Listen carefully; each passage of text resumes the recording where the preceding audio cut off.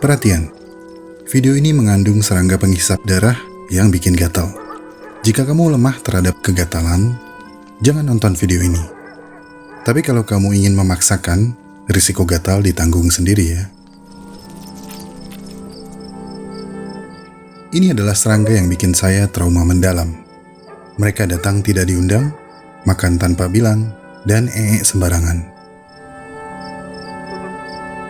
Jika kamu pernah mendengar peribahasa bagai musuh dalam selimut, itu sangat cocok untuk menggambarkan mereka, karena mereka kerap menyerang ketika kamu sedang bermimpi di balik selimut. Mereka menggigit dan menghisap darah tanpa terasa, lalu pergi begitu saja, meninggalkan rasa gatal yang amat menyiksa. Ini adalah tumila, atau kutu kasur, atau kutu busuk. Beberapa dari kamu mungkin memanggil mereka pampijit, pepijat, kepinding, tinggi, atau bangsa. Parasit penghisap darah yang senang bersembunyi di kasur dan menghisap darah kamu ketika kamu sedang tidur. Kamu pikir nyamuk menjengkelkan? No. Kalau kamu sudah pernah berhadapan dengan mereka, nyamuk nggak ada apa-apanya. Buat kamu yang nggak pernah berhadapan dengan mereka, kamu sangat beruntung. Kenapa beruntung? Nanti kita bahas. Dalam video kali ini, mari kita sama-sama cari tahu tentang tumila.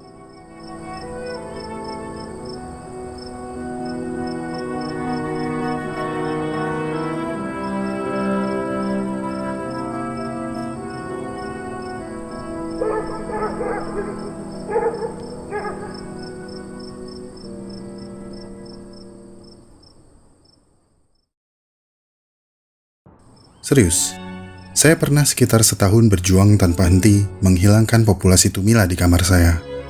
Sedikit cerita, dulu saya pernah tinggal di luar negeri yang menjadi awal mula penyebaran serangga penghisap darah ini. Apartemen saya pernah dipenuhi oleh tumila. Akibatnya, tidur tidak tenang, berbaring tidak nyaman. Trauma yang saya rasakan adalah ketika rasa gatal yang teramat sangat membuat saya terbangun dari tidur dan mencari serangga vampir yang sudah kabur bersembunyi. Waktu tidur berkurang dan sangat ngantuk ketika siang. Sungguh tersiksa. Tapi pada akhirnya, saya bisa terbebas dari itu semua. Terbebas dari serangga, tapi tidak dengan traumanya. Butuh waktu lama untuk mencoba beberapa metode pembasmian, hingga akhirnya mereka beneran sirna. Bagaimana caranya? Sebelum kita lanjut, saya ingin berterima kasih kepada teman-teman yang telah support Alam Semenit lewat donasi di Saweria. Anasina The One, Esgi dan Mei, Sawerin Aja, Anak Manguti dan Burini, Mijek, Tomadaci Sayang Beli Wayan Toma, MakananInternasional.com, Ja'far Adik Gemoy, Khalif Buldansyah, Bintang Maraga Lintas Media, Bukit Bima Batara, Telkomedia, Chandra Salai Admin Muntois, Juragan Muntois, awali dengan Hasan, pacarnya Joni, Valentinoj, waifunya Inui, Sajuna, Denis Sayang Frenda, Frenda Bebeb Denis, I Love Ides, Ude Sumber Urip, Spheric Lens, Mbak Yuni Yumna, Telur Kucing. Wah om, kamarnya dingin sekali. Oh iya dong, kalau capek istirahat aja. Iya om mau ngapain om? Buka celananya jangan om. Teknik blimbing, solo leveling, Anasina, Mama Dewi Gendut, Mbok Jamu 78, Mbok Jamu 78, Willy Sayang Ane, Tape Ketan Ciremai, Cakpin, Sayang Tasya, Wetri, Margito, Aqua Journey, QCNT Tenia, Luciana Agus Bintari, Koreng Badak, Infonemase, Susune, Mas Dana Ganteng, Cool Sensei, Presidential Threshold 0%, Abel Kluwetel, Kakeknya Humam, Abana dengan Hasan, Anugerah Cinta Egidia, Elang Grobi, Supremas Project YT, @Zilwash, Alimin, Anak Soleh, Penggemar, Toyib, Kota Salatiga, @_Hafiz, Duktekom Kanwil Jakut, Fa, Peternakan Bodarmi, Yogi Cahya Ganteng, Chandra Uwu Salai, Asri, Selin Pidut, William, Inux, Ade Maskur, Hermit Instant Team, Papa Kirana, Restu Gali 142, Jelajah Purbalingga, Idam Nugraha Perum Lavol Kontet, Donald Trump, Orang Bodoh Nggak Tahu Chemtrail, dan Giga Chat.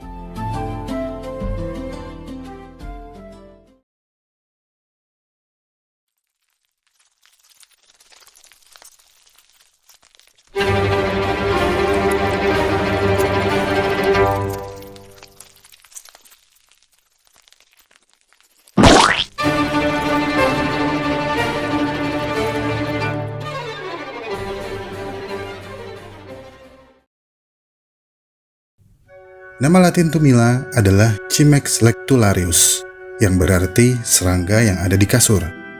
Tapi bukan berarti mereka hanya ditemukan di kasur. Makhluk-makhluk brengsek ini dapat ditemukan di mana saja. Mohon maaf kalau kata-kata saya agak kasar dalam video ini. Saya beneran benci sama mereka.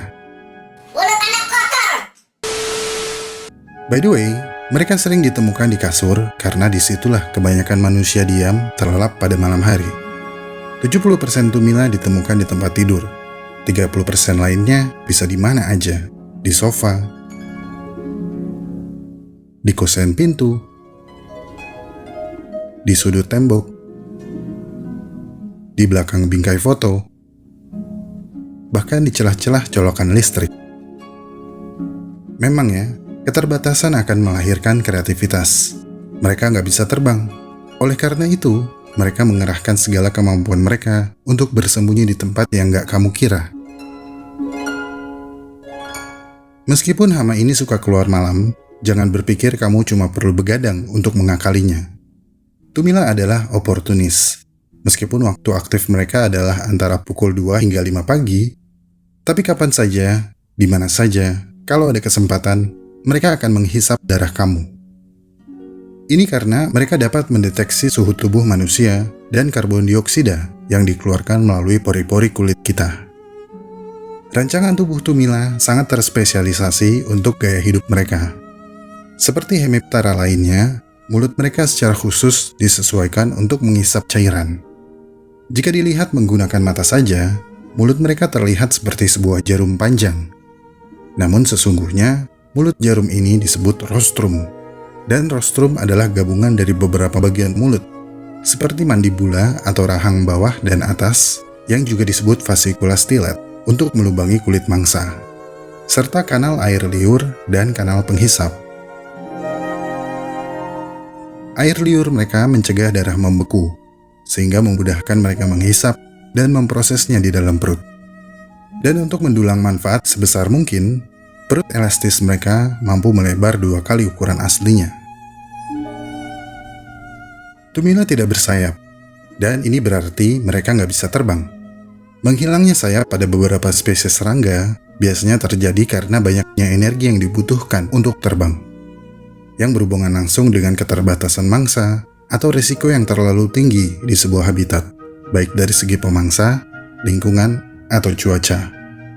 Banyak serangga memiliki sayap pendek atau tidak bersayap sama sekali, tapi kebanyakan dari mereka pasti memiliki kerabat yang bersayap atau fitur tubuh yang menandakan bahwa mereka pernah punya sayap yang berfungsi. Dan jika kita lihat dari dekat, tumila masih memiliki wingpad atau bakal sayap depan yang mungil. Dan kita patut bersyukur kalau tumila memutuskan untuk tidak terbang. Karena kalau tumila bisa terbang, nggak tahu deh gimana jadinya. Maksud saya, mereka sudah memiliki kemampuan mendeteksi inang yang akurat, ditambah evolusi resistensi yang hebat terhadap insektisida. 2 kemampuan itu saja sudah membuat mereka sangat dibenci oleh manusia. Bagaimana jika ditambah kemampuan terbang? Tapi kabar baik untuk kamu, tumila masih bersaudara dengan serangga vampir lainnya, yaitu Chagas atau kissing bug. Dan kissing bug bisa terbang.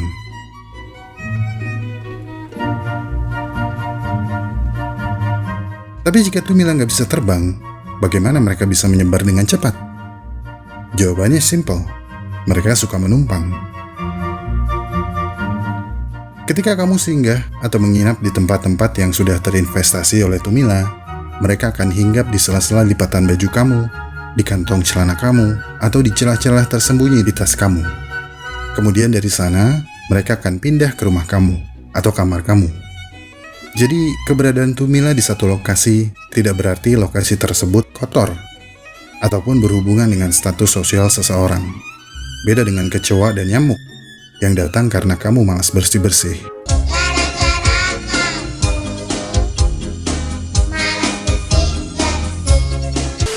Rumah siapapun bisa ditinggali oleh serangga vampir ini, bahkan di hotel, kafe, hingga transportasi umum seperti bus dan pesawat terbang pun pernah dilaporkan terinvestasi oleh tumila. Jadi buat kamu yang suka healing-healing 7 keliling atau staycation Californication, perhatikan kamar tempat kamu menginap, kasur yang kamu tiduri, dan kursi yang kamu duduki. Jangan sampai pulang dari healing, kamu malah membawa maling. Sebagai gambaran, Katakanlah ini lobi tempat kamu staycation, dan kamu dipersilahkan duduk. Oke, kelihatannya kantor ini bersih ya. Kamu duduk deh. Tapi tanpa pengetahuan kamu, ada Tumila yang bersembunyi di sela-sela kursi tempat kamu duduk. Nggak percaya? Coba cek.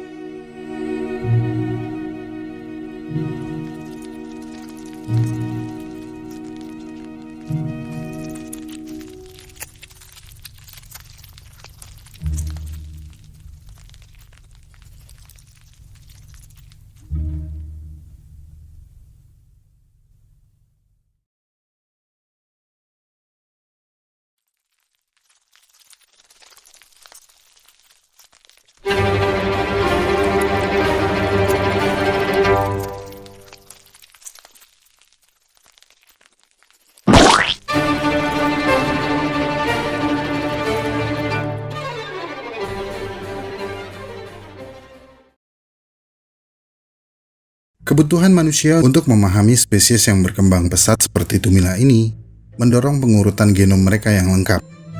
Para ilmuwan menemukan bahwa Tumila berawal dari spesies yang menghisap darah kelelawar dan burung yang bersarang di gua sekitar 250.000 tahun yang lalu. Ini berarti Tumila mendahului manusia modern sekitar 45.000 tahun. Para arkeolog bahkan telah menemukan fosil Tumila yang berusia 35.000 tahun. Manusia kemungkinan pertama kali bertemu dengan spesies Tumila yang paling umum ketika mereka mencari perlindungan di dalam gua. Dari kelelawar atau burung, pindah ke manusia. Ketika manusia keluar dari gua dan memasuki peradaban agrikultur, populasi Tumila pun ikut pindah dan berevolusi bersama manusia. Secara historis, manusia telah membantu penyebaran Tumila ke seluruh dunia. Bukti lain kemudian ditemukan pada peradaban Mesir kuno, yang pertama kali menyebutkan mereka sekitar 400 tahun sebelum Masehi. Dan para arkeolog telah menemukan bukti fosil yang mendukung hal ini. Metode umum yang digunakan untuk membersihkan Tumila pada saat itu adalah dengan menggantung kelinci mati atau kepala rusa jantan di kaki tempat tidur. Jadi horor ya? Kemudian bukti sejarah lain ditemukan dalam Pliny's Natural History, sebuah ensiklopedia kuno yang diterbitkan oleh Pliny the Elder, seorang sejarawan Romawi pada tahun 77 Masehi. Di dalamnya, Tumila diberi nama Cimex lectularius. Cimex artinya serangga. Lectularius artinya sofa atau tempat tidur. Pliny mengklaim bahwa Tumila memiliki nilai obat. Detailnya kurang begitu jelas, tapi campuran Tumila dan beberapa bahan yang berbeda kerap digunakan sebagai obat untuk gigitan ular dan penyakit umum lainnya. Pada tahun 600 Masehi, Tumila telah menyebar ke Italia dan Cina. Pada tahun 1200-an, mereka telah mencapai Jerman, dan Perancis pada tahun 1400-an. Investasi Tumila tidak hanya terbatas pada rumah masyarakat kelas bawah dan kelas menengah. Mereka bahkan dapat ditemukan di rumah-rumah para bangsawan. Kondisi rumah-rumah yang pada saat itu cenderung lembab memungkinkan Tumila untuk hidup dengan nyaman di sana. Kemudian pada akhir tahun 1600-an, Tumila sampai ke Inggris. Mereka diduga datang bersamaan dengan logistik yang dikirim dari daratan Eropa untuk membangun kembali kota London setelah kebakaran besar London pada tahun 1666. Keberadaan Tumila di koloni Eropa sangatlah umum. Begitu Tumila sampai di Inggris, tidak butuh waktu yang lama untuk menyebar ke daerah lain.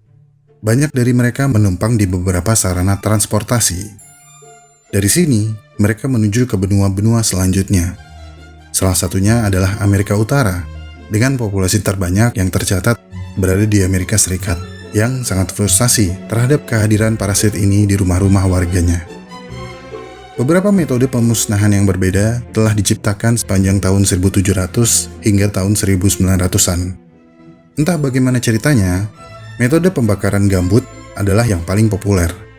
Tapi metode ini lebih sering tidak berhasil dan kerap mengakibatkan kematian manusia karena menghirup asap pembakaran. Metode berikutnya adalah fumigasi sianida, yang seperti bisa kamu bayangkan, membawa hasil yang tidak jauh berbeda dari metode sebelumnya. Pada tahun 1930, penggunaan pemanas listrik untuk menghangatkan rumah menjadi populer, dan jumlah Tumila pun melonjak. Dilaporkan bahwa 1 dari 3 rumah di kota-kota di Amerika Utara dipastikan memiliki tumila.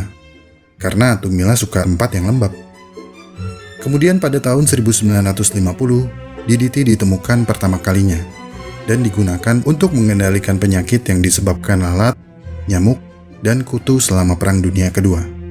Akhirnya, DDT pun digunakan untuk memberantas tumila. Dan itu sangat efektif. Saking efektifnya, populasi tumila di Amerika Serikat berkurang hampir seluruhnya selama beberapa dekade. Namun, pada tahun 1970-an, DDT dilarang karena alasan kesehatan dan lingkungan. Penggunaan DDT secara terus-menerus dapat menyebabkan resistensi serangga. Selain itu, DDT memiliki sifat persisten yang dapat terakumulasi di dalam tanah selama ratusan tahun. Akhirnya, pada tahun 1990-an, populasi tumila kembali melonjak. Pelarangan penggunaan DDT dan sifat resistensi tumila terhadap pestisida merupakan faktor utama terhadap comeback-nya tumila. Meningkatnya trafik perjalanan, baik domestik maupun internasional, dan kurangnya kesadaran masyarakat akan kehadiran serangga penumpang ini juga menjadi faktor pendukung. Saat ini, 2 dari 5 orang di seluruh dunia pernah tinggal bersama tumila. Perusahaan pengendalian hama di beberapa negara maju telah melaporkan adanya peningkatan sebanyak 71% dalam panggilan yang terkait tumila sejak tahun 2002. Banyak pestisida yang telah diciptakan untuk memberantas tumila. Tapi karena sifat resistensi mereka yang ampuh, kebanyakan pestisida hanya bekerja pada awal digunakan. Tindakan pencegahan adalah cara terbaik untuk melindungi kita dan rumah kita dari investasi tumila. Ketahui di mana mereka bersembunyi dan mengerti akan tanda-tanda keberadaan tumila akan membantu kita terjauh dari mulut jarum mereka. Kalau dipikir-pikir, tumila ini mirip virus corona ya. Kalau sudah kena, kamu harus ingat habis dari mana, berinteraksi dengan siapa, naik kendaraan apa, serta memeriksa apakah kamu membawa mereka.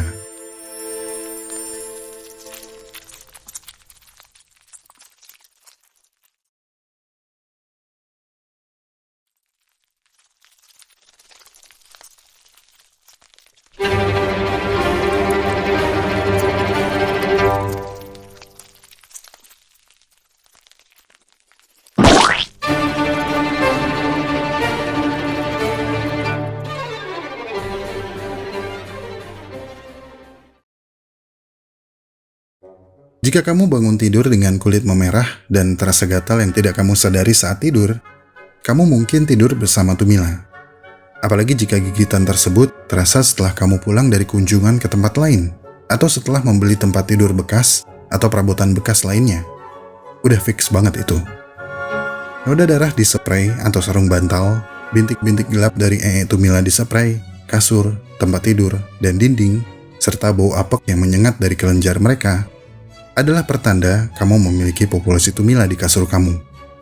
Buka spray dan periksa dengan cermat di sekeliling area tempat tidur.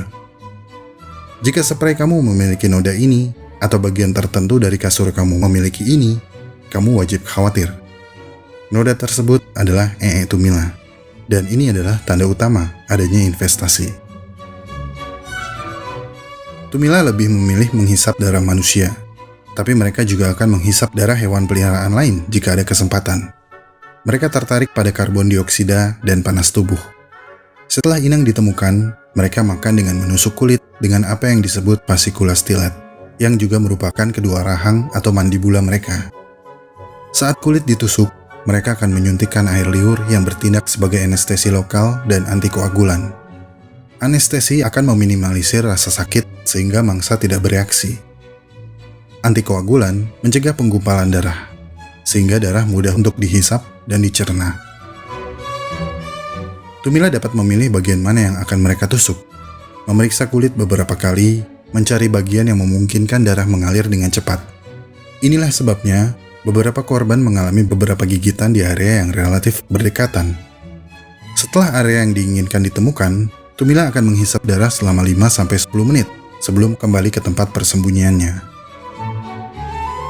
Reaksi kulit terhadap gigitan tumila bervariasi, mulai dari tidak ada reaksi sama sekali, bengkak parah, ruam, hingga lecet.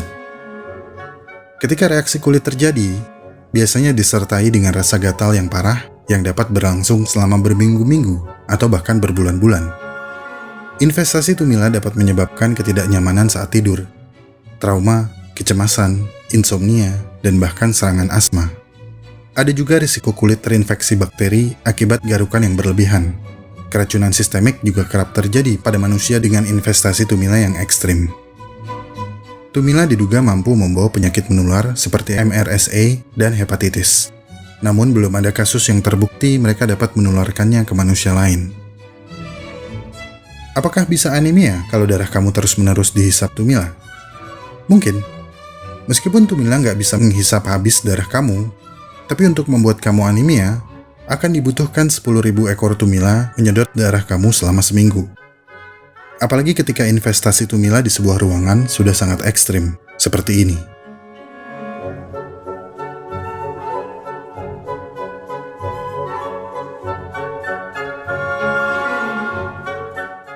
Menurut saya pribadi, gigitan dari bayi tumila adalah yang paling menjengkelkan.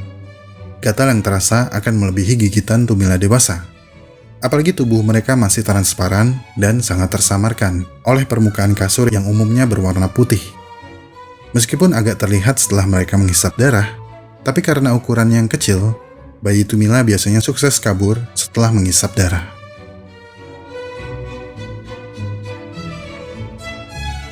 Pada semua tahap kehidupan, tubuh mereka akan membengkak dan memanjang saat mereka menghisap darah. Pada umumnya, mereka akan menghisap darah setiap 3-7 hari. Kebanyakan masa hidup mereka dihabiskan bersembunyi di celah-celah gelap. Dan di celah itulah mereka berkembang biak dan menumbuhkan populasi mereka. Apakah ada perbedaan signifikan antara tumila jantan dan betina? Ada. Tumila betina memiliki bentuk abdomen atau perut yang membulat, sementara jantannya memiliki perut yang lebih runcing dan memanjang. Tapi bentuk tubuh ini hanya bisa dicirikan ketika tumila belum menghisap darah dan perut mereka kosong. Karena baik jantan atau betina akan tampak panjang dan buncit setelah menghisap darah. Semua famili Cimicidae, termasuk tumila, kawin dengan metode inseminasi traumatis. Setelah menghisap darah, pejantan dewasa biasanya akan menjadi engas atau sangat tertarik untuk kawin. Pejantan akan mencengkeram betina dan menusuk organ reproduksinya yang seperti jarum melalui dinding perut ke dalam organ khusus, yang disebut organ Berlais, yang terletak di sisi kanan tubuh betina. Sperma kemudian bermigrasi ke ovarium dan membuahi sel telur. Penis tumila jantan melengkung seperti kamu, maksud saya seperti kail, dengan lubang untuk mentransfer sperma. Ini adalah pasangan tumila yang sedang kawin. Pada beberapa kasus, pejantan tidak membidik dengan akurat dan hanya menikam bagian dada atau perut betina secara membabi buta, tanpa peduli di mana letak organ reproduksinya. Dan ini diduga menyebabkan trauma pada beberapa betina, sehingga betina diamati sering kabur ketika pejantan mendekat. Tidak seromantis yang kamu kira. #toxic relationship. Dalam masa hidupnya yang berkisar antara 4-6 bulan, betina dewasa dapat bertelur hingga 500 butir, dan mungkin lebih banyak jika akses terhadap darah sangat dekat dan mudah. Karena jika akses darah menjadi mudah, maka di sanalah berkumpulnya pejantan dewasa. Betina akan terus-menerus bertelur dengan kecepatan sekitar 1-7 butir per hari. Telur tersebut diletakkan di sekitar persembunyian dan menempel di permukaan. Telur tumila berbentuk oval, dengan panjang sekitar 1 mm dan agak transparan. Pada suhu ruangan, telur-telur ini akan menetas dalam waktu 6-9 hari. Karena tumila akan dengan senang hati berkembang biak dengan saudara-saudara mereka, maka hanya perlu beberapa telur untuk memulai investasi. Modal kecil, untung besar.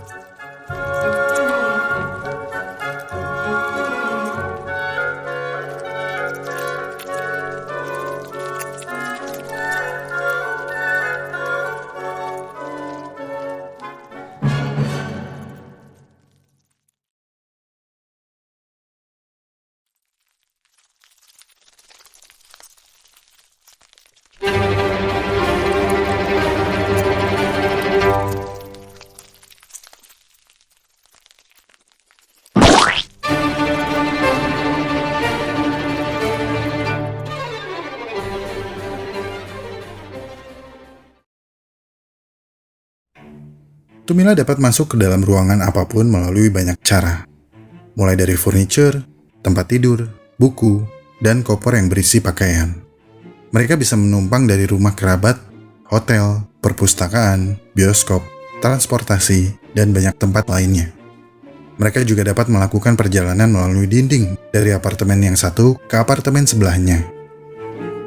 Jika kamu membawa pulang beberapa tumila, mereka dapat dengan cepat berkembang biak, karena betina akan terus-menerus bertelur selama hidupnya, dan dapat bertahan selama 4 bulan atau lebih tanpa makan.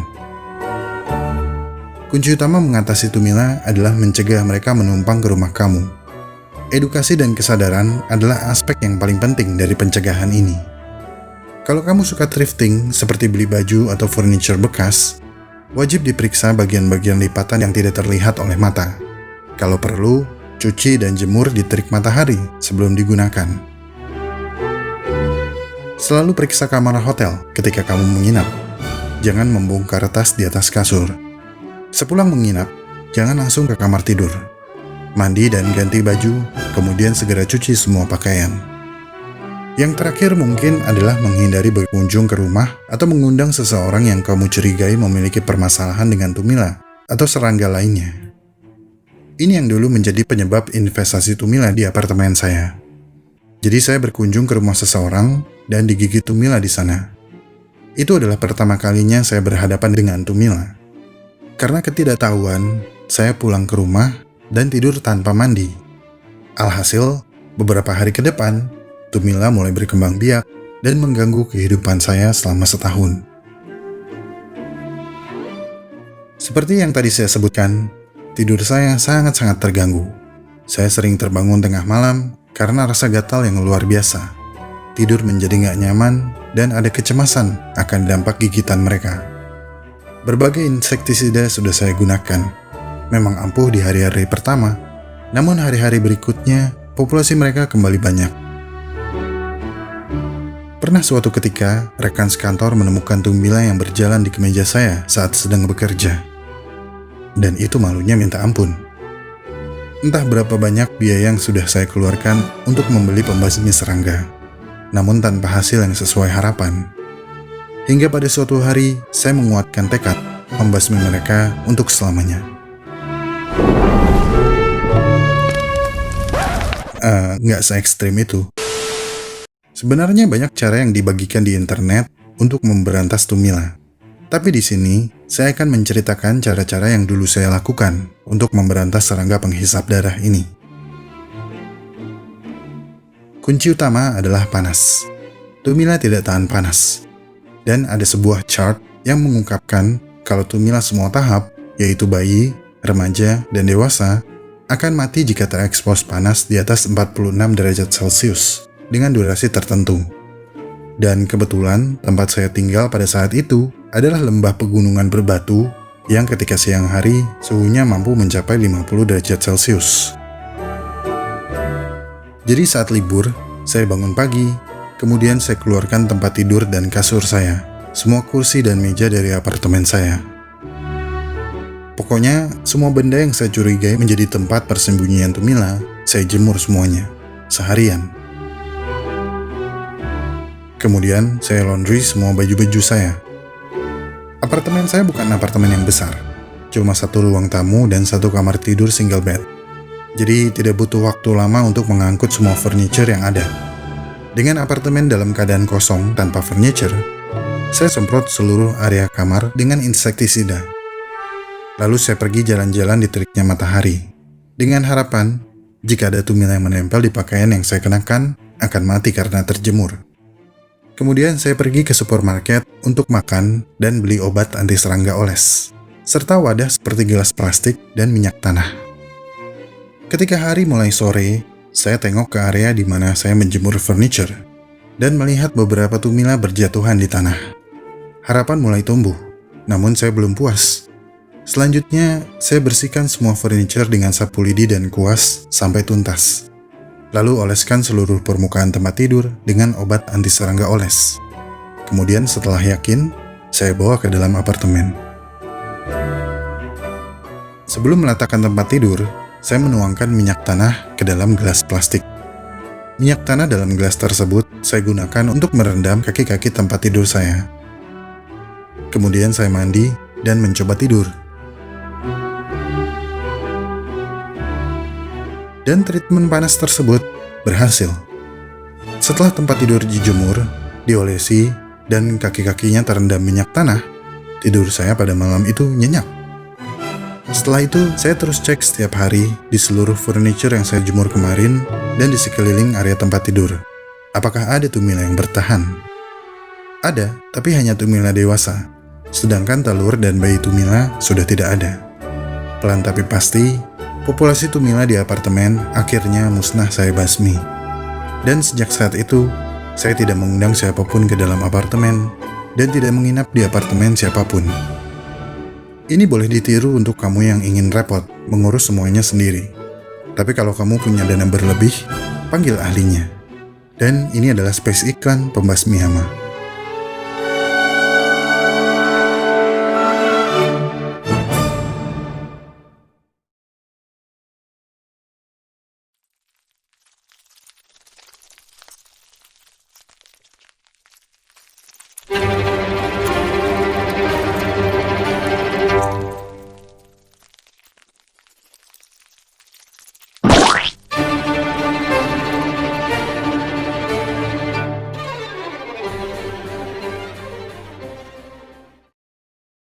Manfaat? Apakah ada manfaat yang diberikan oleh parasit ini bagi umat manusia? Sayangnya ada. Tumila menghisap darah yang mengandung DNA dari manusia yang mereka hisap. DNA tersebut dapat diekstraksi baik dari tumila yang masih hidup, yang beku, ataupun mati kering. Dan DNA tersebut telah terbukti cocok untuk pembuatan profil DNA. Para peneliti seringkali menggunakan profil DNA yang mereka dapatkan dari tumila untuk mengetahui sejarah peradaban manusia. Selain itu, tumila tidak bersayap dan tidak tinggal di dalam inang setelah kenyang.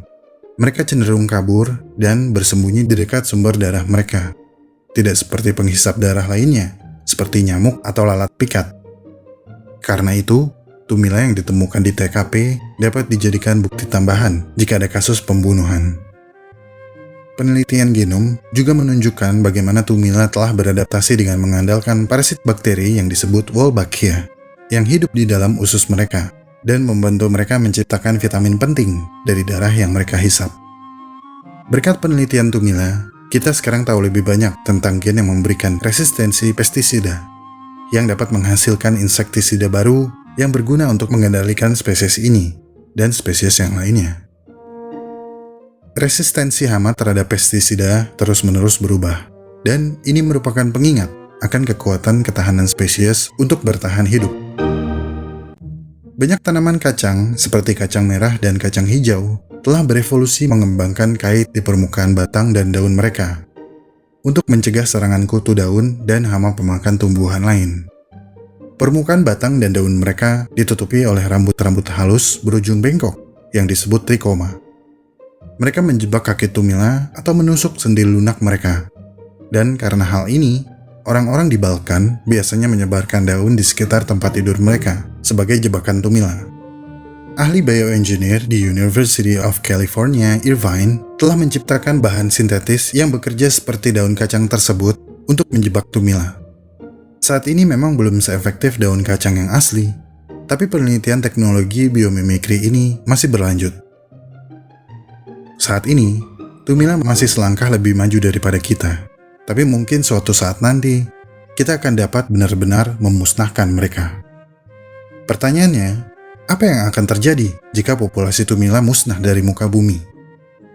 Meskipun kehadiran banyak spesies hama terasa sangat mengganggu, biasanya ada alasan untuk tidak memusnahkannya.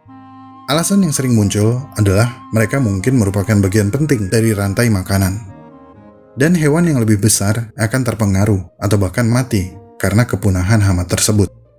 Seperti nyamuk, yang meskipun mengganggu, mereka merupakan sumber makanan penting bagi organisme yang lebih besar. Bahkan nyamuk merupakan polinator di beberapa habitat. Pertanyaan selanjutnya, apakah tumila seperti nyamuk? Mungkin jawaban ini akan terasa bias karena kebencian saya terhadap mereka. Tapi pada kenyataannya, tidak ada pemangsa yang mengandalkan Tumila sebagai sumber makanan. Dan Tumila juga tidak menyerbuki bunga. Tumila tidak melakukan apa-apa selain menghisap darah, dan berkembang biak. Satu-satunya hal yang terasa adalah keberadaan Tumila membuat kita sadar untuk menjaga rumah kita agar tetap bersih. Tumila menyadarkan kita betapa pentingnya mengganti spray secara teratur, menyedot debu di rumah, dan merapikan barang-barang yang berantakan. Selain itu, mereka sepertinya tidak memiliki pengaruh lain. Secara filosofis, satu-satunya tujuan hidup dari kebanyakan makhluk hidup adalah menciptakan keturunan dan memiliki peran dalam rantai makanan sembari menjalankan hidup mereka. Tapi Tumila hanya berkembang biak. Jadi menurut pendapat pribadi saya, tidak ada dampak yang signifikan jika Tumila musnah dari muka bumi. Atau mungkin setelah kita puas mempelajari mereka, kita kirim saja seluruh populasi mereka ke kutub utara, di mana pergerakan mereka dibatasi oleh suhu beku di benua Antartika.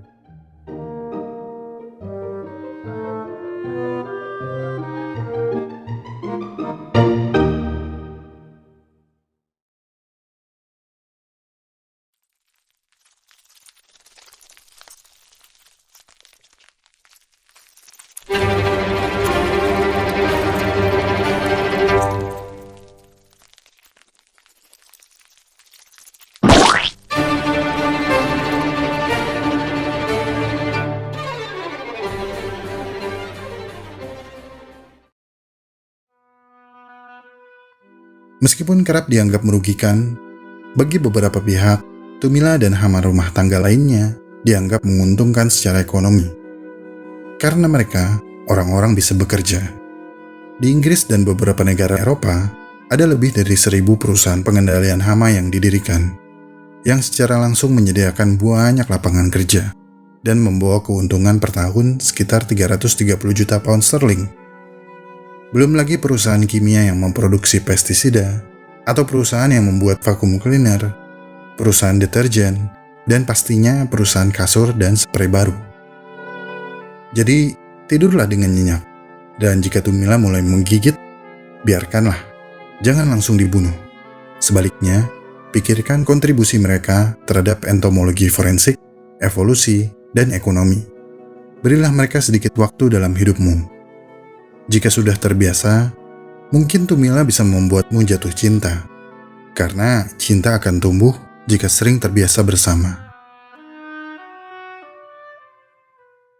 Tapi bohong.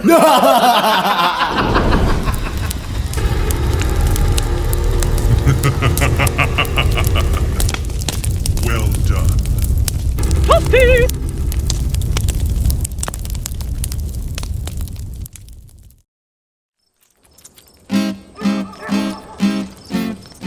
Terima kasih telah menonton sampai menit ini. Saya sangat-sangat menghargai segala support yang teman-teman berikan kepada Alam Semenit. Jika ingin tahu lebih banyak tentang subjek pembahasan dalam video ini, cek deskripsi video. Di sana teman-teman bisa menemukan segala jurnal, literatur, dan referensi saya dalam menyusun naskah. Kepada teman-teman yang baru subscribe, selamat bergabung. Semoga apa yang disajikan Alam Semenit bisa membawa manfaat bagi kita semua. Jika suka dengan pembahasan dari Alam Semenit, like video ini dan share. Karena like dan share dari kamu akan membantu perkembangan channel ini. Ikuti perkembangan semua hal yang aneh, menjijikan, dan indah yang mengundang rasa ingin tahu kita semua. Sampai jumpa di video selanjutnya. Petir membangunkanku dari mimpi burukku. Selama ini ku hanya terperangkap dalam medan magnetmu. Baru ku sadari kau seperti parasit. Minta ini itu kau minta padaku dengan semaumu. Cukup sudah, ku kini mulai gerah. Ku butuh oksigen untuk aku bernafas. Karenamu pergi kau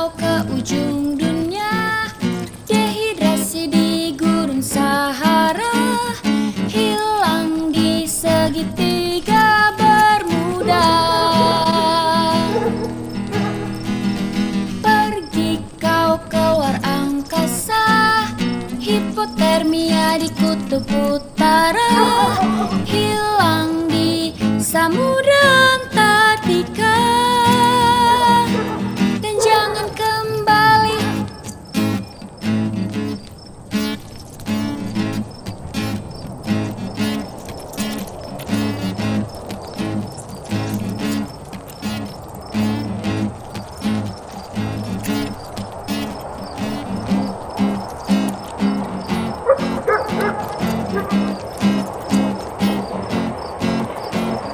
Mulanya malu-malu,